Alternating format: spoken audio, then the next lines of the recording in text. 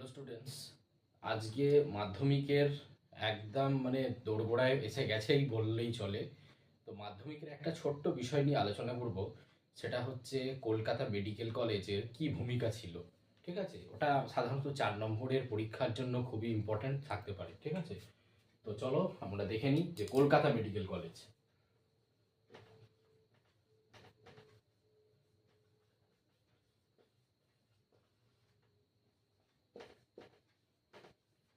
Kolkata medical college, এখানে প্রথমে তোমরা সূচনাতে কিন্তু দিয়ে দিতে পারো যে কত খ্রিস্টাব্দে তৈরি হয়েছিল না হয়েছিল এই বিষয়গুলো।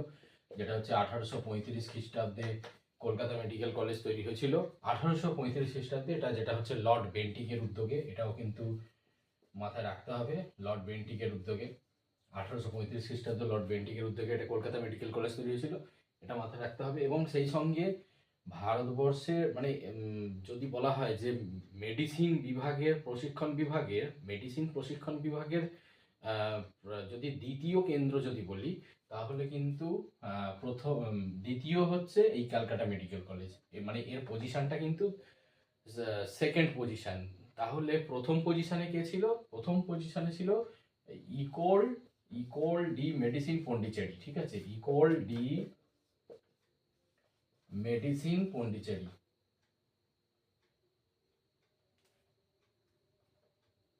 Medicine Pondicherry, equal D medicine Pondicherry. এবং তারপরে হচ্ছে কিন্তু এ তাহলে প্রথম স্থানে অধিকার করেছে, এবং দ্বিতীয় হচ্ছে ক্যালকাটা মেডিকেল কলেজ। এবং পরবর্তীকালে ওই 1835 খ্রিস্টাব্দেই এই কলকাতা মেডিকেল কলেজকে অনুসরণ করেই পরবর্তীকালে তৈরি হয়েছিল মাদ্রাজ যে মেডিকেল কলেজ। ঠিক আছে, এটা মাথায় রাখতে হবে। এবং এখানে যে আমরা সব থেকে সবার কাছে পরিচিত এমবিবিএস যেটা বলি, এমবিবিএস সেটা কি হচ্ছে? MBBS, bachelor of medicine and bachelor of surgery, bachelor of medicine and bachelor of surgery. এইখানে প্রায় স্টুডেন্টরা যেখানে ভর্তি হতো, এমবিবিএস যখন এখানে করতো, প্রায় 5.5 বছর ধরে পড়াশোনা করতে হতো এখানে, কিন্তু এটা খুব ইম্পর্টেন্ট। এবং এর সঙ্গে আরও একটা গুরুত্বপূর্ণ পয়েন্ট বলবো, সেটা হচ্ছে আমাদের মাধ্যমিক পরীক্ষায় যেটা এসেছিল, যে মেডিকেল কলেজের প্রথম অধ্যক্ষ কে ছিলেন। ঠিক আছে, এম জে ব্রামলে। ঠিক আছে, M J M J Bramley. M J Bramley কিন্তু মেডিকেল কলেজের প্রথম অধ্যক্ষ ছিলেন। এবং সেই সঙ্গে আরও একটা কথা মনে রাখতে হবে, যে এর সঙ্গে কে ছিলেন? এর সঙ্গে ডেভিড হেয়ারও কিন্তু যুক্ত ছিলেন। ঠিক আছে, ডেভিড হেয়ার। এরপরে যেটা ছিলেন, যিনি ছিলেন, তার নাম হচ্ছে ডেভিড হেয়ার। ঠিক আছে, তো এই মেডিকেল কলেজে যারা যারা গুরুত্বপূর্ণ বিষয় নিয়ে পড়াশোনা করতো, এমবিবিএস এর যে বিষয়টা বললাম, এখানে কিন্তু যারা পড়াশোনা করতো, মোটামুটি ধরে রাখতে হবে যে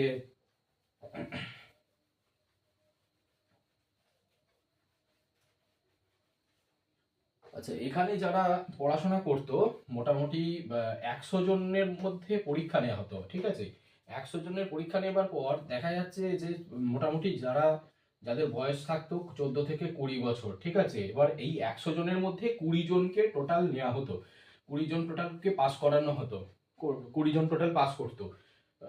এবং এই 20 জনকে নেওয়া হতো।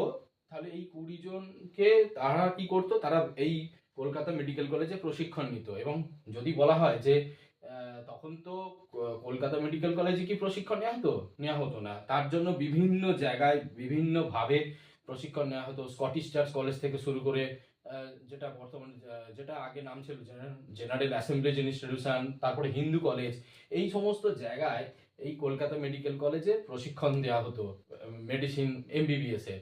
এবং এখানে যারা পড়াশোনা করতো, তারা যখন পাস করতো, যে যে সময়টা তারা পড়াশোনা করতো, যারা পড়াশোনা করতো তাদেরকে বলা হচ্ছে নেটিভ ডক্টর। ঠিক আছে, এবং তারা 7 টাকা করে বৃত্তি পেতেন সেই সময়। এবং সেই সঙ্গে আরো একটা কথা বলি, যে এখানে কিন্তু যখন আহ, এরা যখন পরবর্তীকালে সমাজসেবামূলক কাজে নিযুক্ত হয়, তাকে 30 টাকা করে বৃত্তি দেওয়া হতো। পরবর্তীকালে এই 30এর জায়গায় তাকে 40 দেওয়া হলো। ঠিক আছে, আহ, এটা মাথায় রাখতে হবে। এবং পরবর্তীকালে আরো একটা কথা গুরুত্বপূর্ণ, যে এইখানে যারা পড়াশোনা করতো, যেমন হচ্ছে মধুসূদন গুপ্ত, ঠিক আছে, তারপরে নীলরতন সরকার, ডক্টর বিধানচন্দ্র রায়ের মতো যে সমস্ত ব্যক্তিত্ব, তারা এখানে কিন্তু পড়াশোনা করতো। এবং ছাত্র ছিলেন এখানে, যেমন হচ্ছে রাজকৃষ্ণ দে, ঠিক আছে, এরাও এখানে যুক্ত ছিলেন।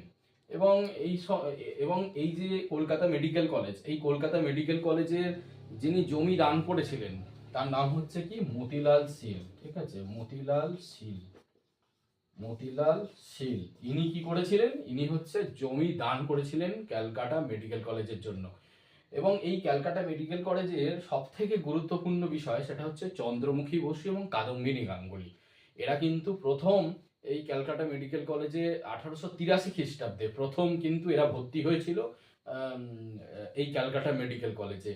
এবং পরীক্ষায় একটা প্রশ্ন খুবই গুরুত্বপূর্ণ, যেটা হচ্ছে যে এই কলেজে প্রথম কোন মহিলা পাস করেছিল, ঠিক আছে, তার নাম হচ্ছে কাদম্বিনী গাঙ্গুলি। এটা কিন্তু মনে রাখতে হবে। তাহলে স্টুডেন্টস, এই হচ্ছে মাধ্যমিকের একটা 4 নম্বরের প্রশ্ন, যেটা হচ্ছে ক্যালকাটা মেডিকেল কলেজের কি ভূমিকা ছিল চিকিৎসা বিদ্যার ইতিহাসে। ঠিক আছে, তাহলে তোমরা এটা একটা নোট করে নেবে এবং 4 নম্বরের যদি পরীক্ষা আসে ছোট ছোট করে পয়েন্ট করে লিখে দেবে। ঠিক আছে।